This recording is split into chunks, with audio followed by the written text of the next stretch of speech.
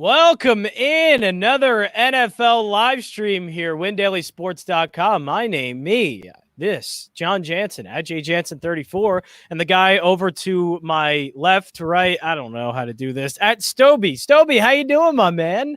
How you doing? I'm Looking good. Is that a college? Is that a college shirt? It is a wow. collared shirt. I'm wearing a Nintendo 64 shirt, and you're one-upping me. Are you buttoned all the way up to the top? Good for you. Now I am. I forget. I have to button it all the way up. Shout out. Got a button all the way up. Daily shout out, seeing Ja. Yeah, he is. The one that's always dressed up nice. I mean, is looking the part. I'm just a piece of crap wearing an Eagles hat and a Nintendo 64 T-shirt like a child. I'd rock the Nintendo 64. It's shirt the best. It's the absolute best. Yeah. Oh yeah. Give me a little Mario 64. You know what? The Nintendo 64. I will say this: it never does bust. It's always great. It never breaks. And I can't say that for some of the players that we are going to talk about on today's show. WinDailySports.com. By the way, sign up for a gold membership. You get $100 off a 6-month membership if you just use the promo code NFL 2021 2021. That is all you have to do, and I get $100 off a 6-month subscription.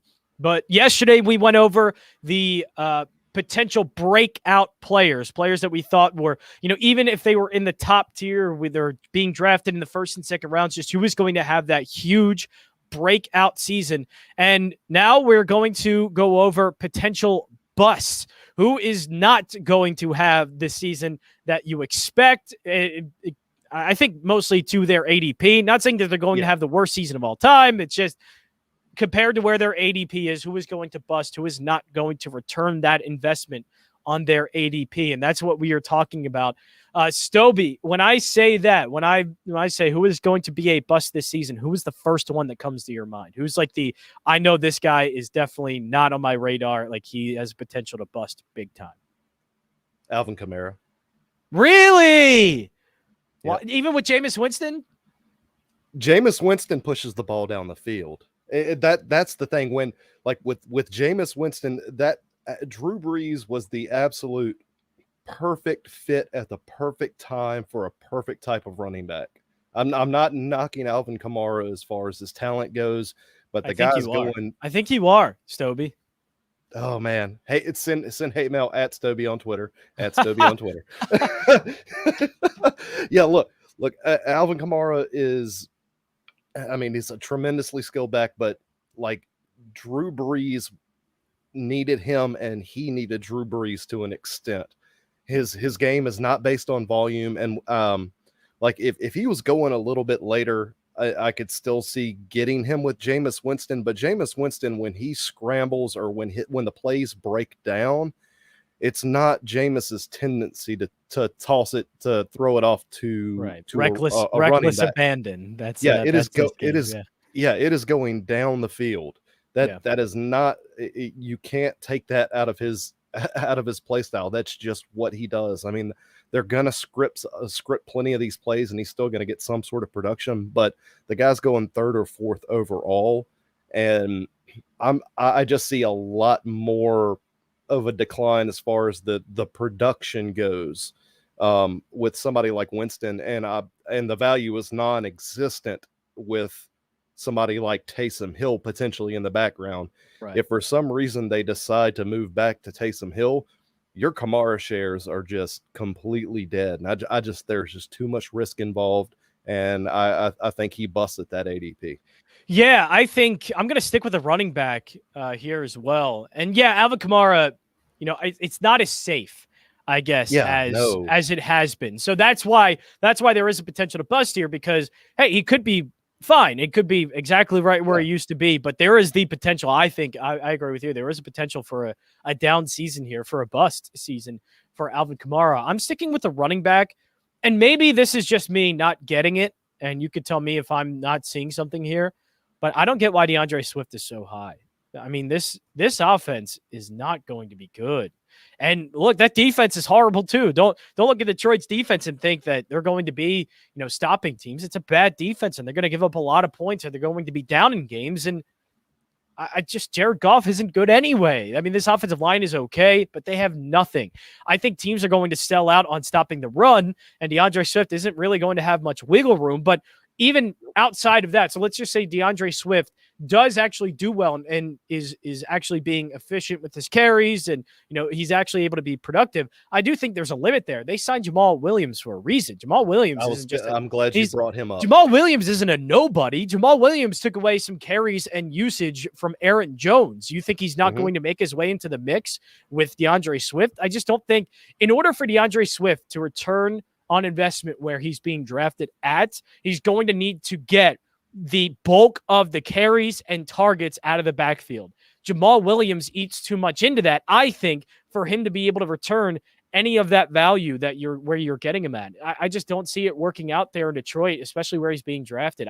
There are so many running backs around him that I would rather take. Yeah, I'm there with you. I don't have a lot of Swift the same way I don't have a lot of Kamara.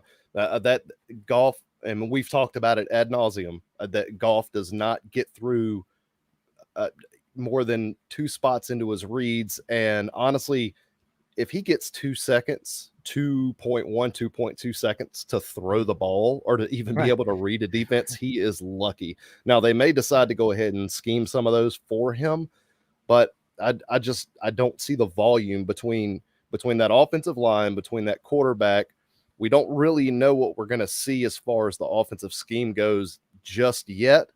But then you also have Jamal Williams. It's just, there's a lot of things working against him. And I'm under the impression, isn't he dealing with a little bit of an injury right now as well? That's kind of slowing him up. I think so.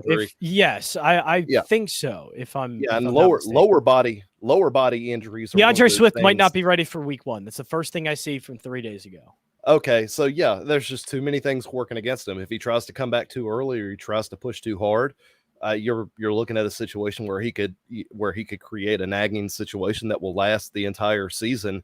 And if the Lions are smart, that's a pretty big ask. They'll bring him on slowly, which even creates more of a potential bust value for him. Yeah, and look, he is RB20. So, but the thing is, like, guys behind him that I'm seeing: Kareem Hunt, Myles Gaskin, James Robinson, Mike Davis, Darrell Henderson, Raheem Mostert, Javonte Williams is the one that I don't know if he gets it, but all those guys that I just named there, I'd probably take over DeAndre Swift. Like, I don't see enough of the usage there to be able to make up for what is not going to be the best offense. I just don't see that.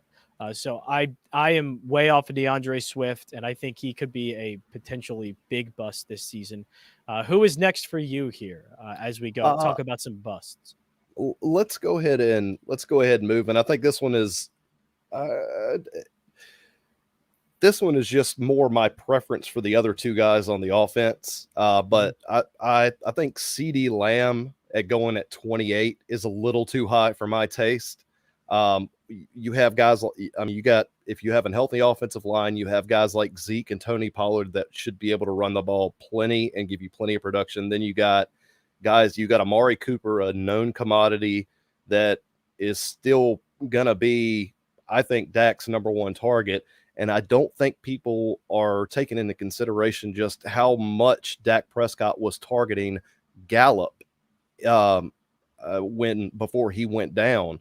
Gallup was getting a lot of these downfield targets, and he was being used a lot more than what people realize. And I think Gallup is the guy that takes the big step forward this season, and not CeeDee I love Lamb. Gallup this year. I think it's CeeDee Lamb and Gallup ahead of Cooper. I think Cooper is the one that you think Cooper's the odd man out. Yeah, okay. and I agree with you though in that Michael Gallup is going to take away targets from one of those guys.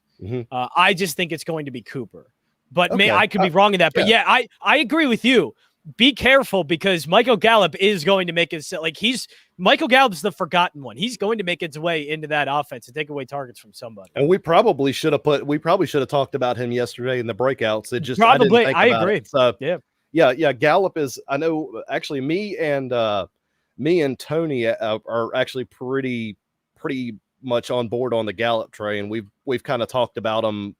He's really good. Occasions. He's really good. He really is. And I think he is just absolutely forgotten about. And we're also Blake Jarwin and Dalton Schultz are two pretty good tight ends that are going to be taking some targets too. So it's somebody's getting left out. There's a lot of mouths to feed in Dallas, and I know that offense or that defense is not anything frightening, and they're going to be throwing the ball a lot all season. But somebody's going to get left behind. All of these guys are not going to produce. Yeah, I think at least not produce to where they're being drafted at. And CeeDee Lamb is the one who's being drafted the highest, so that's why I think you can potentially call him a bust. I think that offense is going to be so high volume and it's going to be so potent that there is room that like 3 guys can be fantasy productive on this team. But it's just that CeeDee Lamb might not return WR1. He might be a good high-end WR2 or mid-range. It's not WR2. Yeah. Right. It's just not going to be maybe as high as we are taking him. I think that offense can sustain 3 wide receivers just because of how much they're going to throw and how good they are as a passing offense. So I think 3 of them can be fantasy viable, but it's just not to, I think, the certain extent that CeeDee Lamb is going to be at, I think is probably what the concern would be there. And I'm going to stick with a wide receiver that's in a similar situation here. And he's being the highest drafted in that one. That's Mike Evans. So Mike Evans, barely over 1,000 yards. He had 109 targets. Even if he does stay there, let's just say Mike Evans does stay at 109 targets, or at least in the ballpark. The problem is that touchdown variance is absolutely a thing, and touchdown regression is very likely here. He has played 7 seasons. I think he's going to his 8th. He has only had double-digit touchdowns 3 times in his career. So it's something that doesn't happen often. He actually had the most touchdowns in his career in a single season last year. I think it's perfectly reasonable to think that Mike Evans is not going to get double-digit touchdowns. And there's good potential. There's good potential that his targets, instead of going up, I mean, it's slight. I think that 109 is right around the ballpark. But if everything else regresses even a little bit, let's just say the targets do, and the receptions do, and the yards do, well, then you're completely lost because he's so touchdown dependent. And I don't think it's reasonable to expect him to get double-digit touchdowns again this season. Oh yeah. Then Sticks is probably yelling at you in this phone right now. Probably. Is he going to? Yeah. Me and him have had this actually the same conversation about Mike Evans. The touchdown variance. He loves the red zone looks. Like him and Rob Gronkowski both were at right around. I think they had 21 red zone targets apiece. I think is what they had for last season. And my thought is that you're going to get a little bit more. You're going to get more Antonio Brown out of this, out of the mix this year with a full season. And I think that you're going to get, don't ignore the Gio Bernard signing. He was brought there intentionally by Brady. So that's another situation. A lot of mouths to feed. Godwin was hurt for a good chunk of the year. Or he had the broken hand, and he was playing limited on the tail end of the season. So I think it's extremely reasonable to think that he's not gonna sit there and duplicate those numbers. I mean, they're career touchdown numbers. I think the red zone percentage was the highest it's ever been. At some point in time, I mean, so far Father Time has been getting staved off, but at some point in time, the thing is, he's only 28, but he's already had so many years for a 28-year-old. He's already, playing a ton of games. He's going into his 8th season, I think, if I got that right. And I mean, this guy's been in the league for a long time. Once you get to your 8th to 10th seasons, that's when I think you can start expecting at least a little bit of regression. Oh yeah, and something that he did not do a lot of last year that he historically does do is he drops a lot of passes. That you didn't see as much of that, and part of that might just be new quarterback play throwing the ball, so he throws a better ball.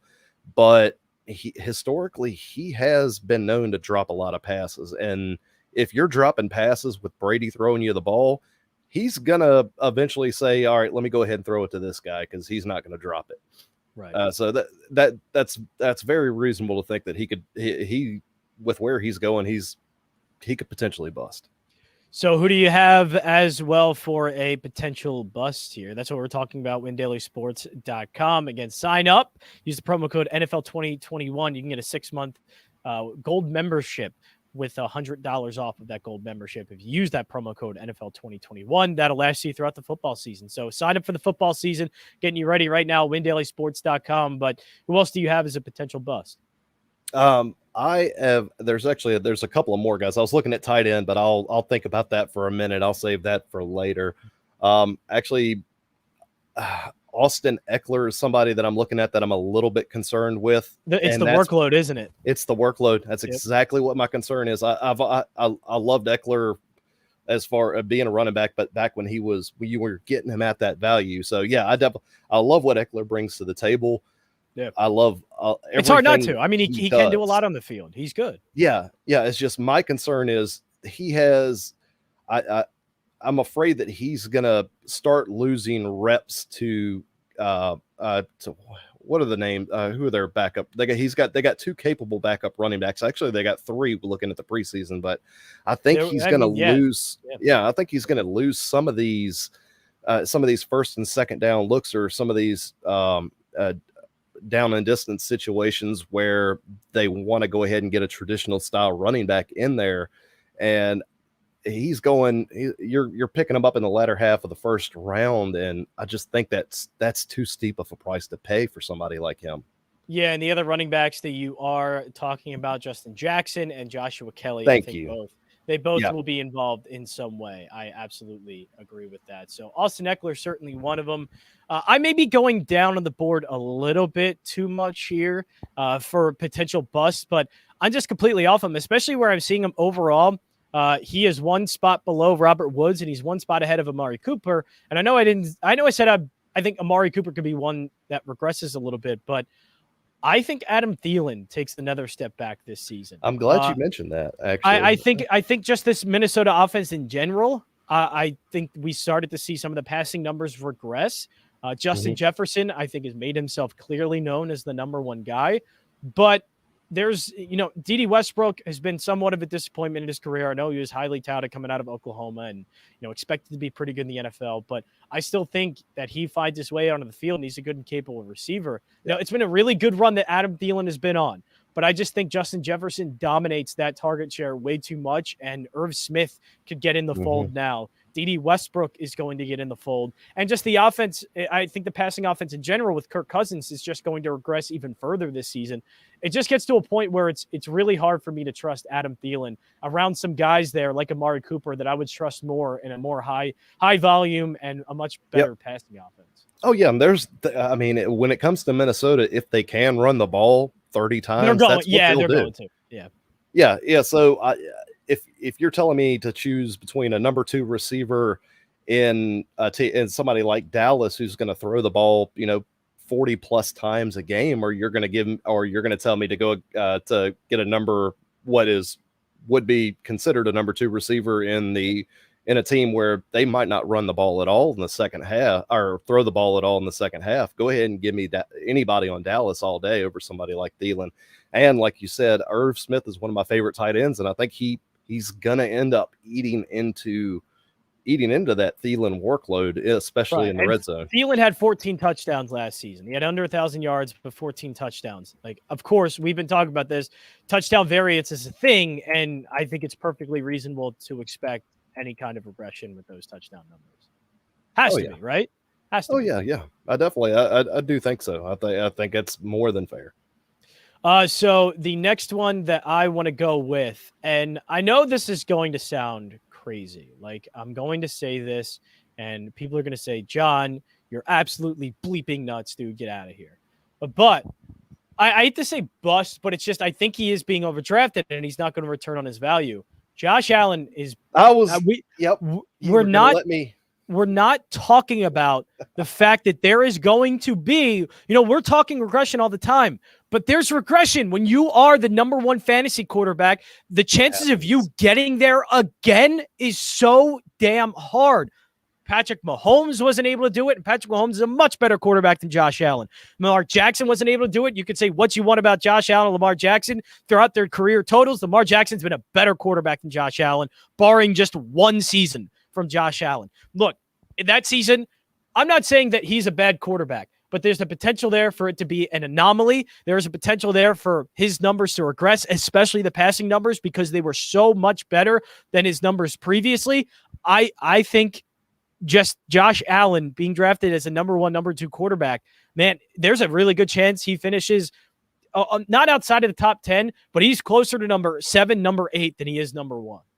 Oh yeah, I'm glad you brought. I was going to see if you were going to let me guess that, because I know. Was that one? I mean, yeah. Well, we do these shows so often. I mean, we kind of know who each other likes and doesn't like. And when you said call me crazy, it was like, oh, he's going to bring out he's going to talk about Allen now, because I mean, it makes perfect sense. Anytime you sit there and you reach for a quarterback after they've had a career year, it does not pay off. Yeah. You're paying for last year's production.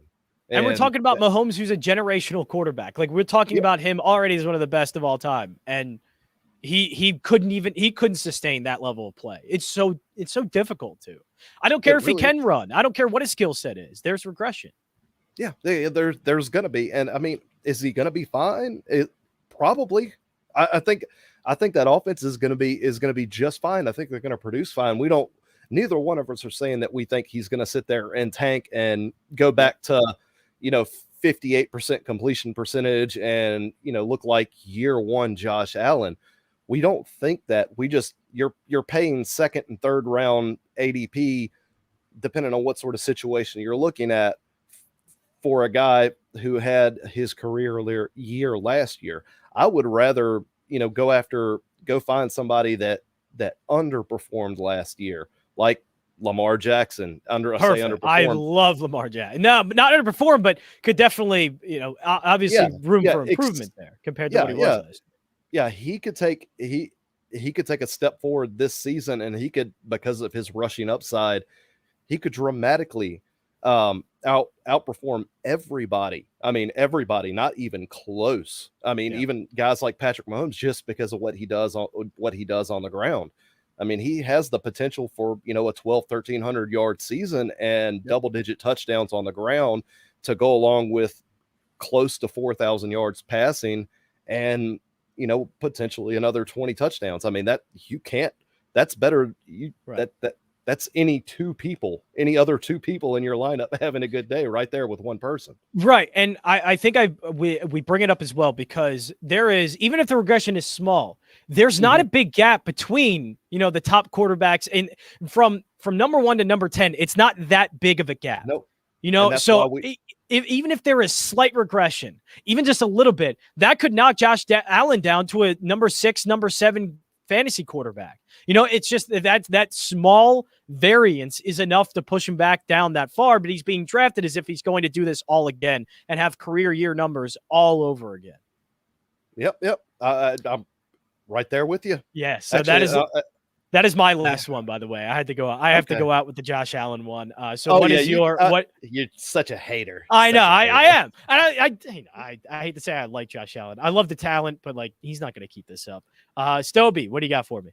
Last one. Let me see. I wanted to see if we had a one as big as Josh Allen. No, I'm not doing. I'm not going to be as crazy as you are. I'm actually gonna. I'm crazy. I'm nuts. No, I was just looking to see if Damian Harris moved up because of the helium there. Yeah. So I was just curious, but he's actually stayed relatively stable. So I'm still fine with taking him. I was just looking to see if that ADP kind of went a little nuts over the last couple of days. Yeah. Now the guy that, where's he at? There he is. He's going at right around 65 to 70 in the draft. Kenny Galladay is somebody that I'm not messing with. Yeah. He's oft injured. I don't have as much faith in Daniel Jones as some people do. He still turns the ball over too much. Darius Slayton, Sterling Shepard, Evan Ingram, they're still there. Saquon Barkley, if they're smart, once he's 100% go, they're gonna be a running first team. So there, I I think the easy thing here is to just ask, who was his offensive coordinator? And I think that's all you need to know. Jason Garrett. Jason Garrett. Look, Jason Garrett offenses aren't good passing offenses. Never have been. They're not high volume. They're not good. Even when they do pass, there's not enough in that offense. Like even when I do like Daniel Jones to have sort of this breakthrough season. I think he does end up performing better than what he has been. The problem is still, like, there is going to be a limit on how good his fantasy production will be just because a Jason Garrett offense isn't meant for his quarterbacks to get over 4,000 yards and to be like this high volume passing offense. It's just not ever been that way. So while I think Jones improves, there's such a limit there, and that includes the wide receivers as well. Yeah, if he spreads the ball out and he has a decent season, like I don't mean to say I think he's going to be bad. Right. He should be more efficient and limit the turnovers and be a better quarterback. I just don't think it's going to equate to statistics. Yes. So I've been largely off of Daniel Jones, and I know a few people like him, but there's nothing about that whole situation up there aside from Saquon Barkley. Once we actually see him on the field, he's really the only guy that I have any sort of real interest in aside from like Darius Slayton and DFS. Yeah, so those are our potential busts for this season. Who do you think is going to be a fantasy football bust? Hit us up over at WinDailySports.com on Twitter. Go to the comment section for our YouTube page. Also, while you're there, subscribe to Win Daily Sports over on YouTube for more DFS content and sign up for a gold membership over at WinDailySports.com. My name is Jon Jansen. Follow me at JJansen34. Thank you to Stoweby for joining me again at Stoweby. Enjoy the weekend. Enjoy the final preseason games. We'll be back next week on a Monday here. Win Daily